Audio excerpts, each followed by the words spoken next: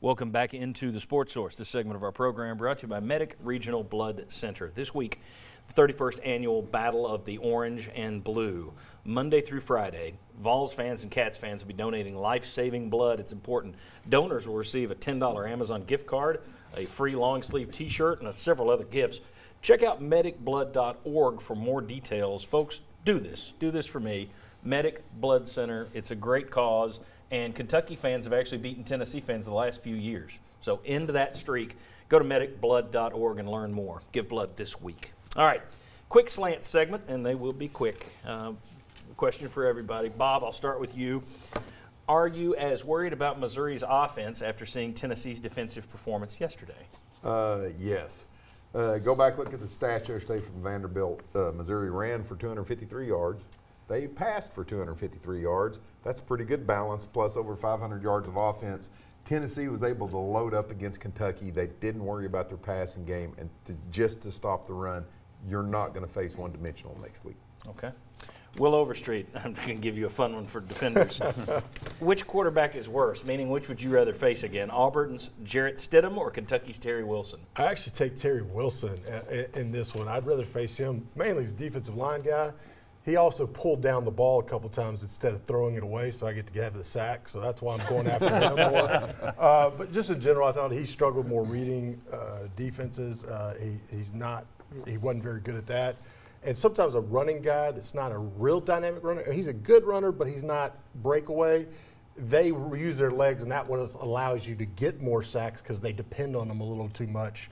But for me, I'd go after him just because, like I said, I think you're going to get him on the ground more. Stidham is prone to mistakes. Wilson can't throw. Right. And doesn't want to throw. Stidham can make a mistake. He can do good or bad. Wilson really just can't pass. Jimmy Himes, what's more important to Tennessee's offense? The run game, which Jeremy Pruitt always points to if you can't run, can't do anything, is the run game or is the deep balls? I've debated that one because obviously, and Jerry Garitano said it, look, if you got a good running game, that helps the passing game, right? But you did beat Auburn without a running game because you threw the ball effectively. I think Tennessee is a better passing team than a running game. The run game has been too inconsistent. So because Tennessee is better at throwing the football, I'm going to say the pass game is more important to them. All right. Josh Ward, you get the last one. Based on your preseason expectations, how have kicker Brent Samaglia and punter Joe Doyle done this season? I think they've exceeded expectations. And one reason I say that is because I think going into the season, both of those were big question marks. At punter, you have to replace Trevor Daniel, whom was one of Tennessee's best players the last few years. Now he's in the NFL with the Houston Texans.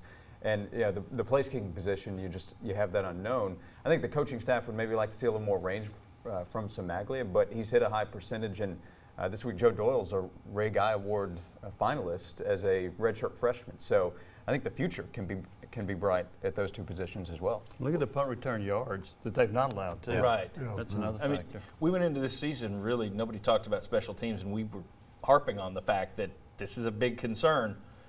You've really not had any plus or minus in the return game. Either way, you haven't been hurt or helped by that a whole lot.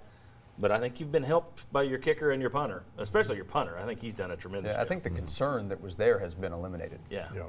Okay, when we come back, good luck to Chuck. He's going to have to set the line for Tennessee, Missouri. We're going to have to gamble on that thing.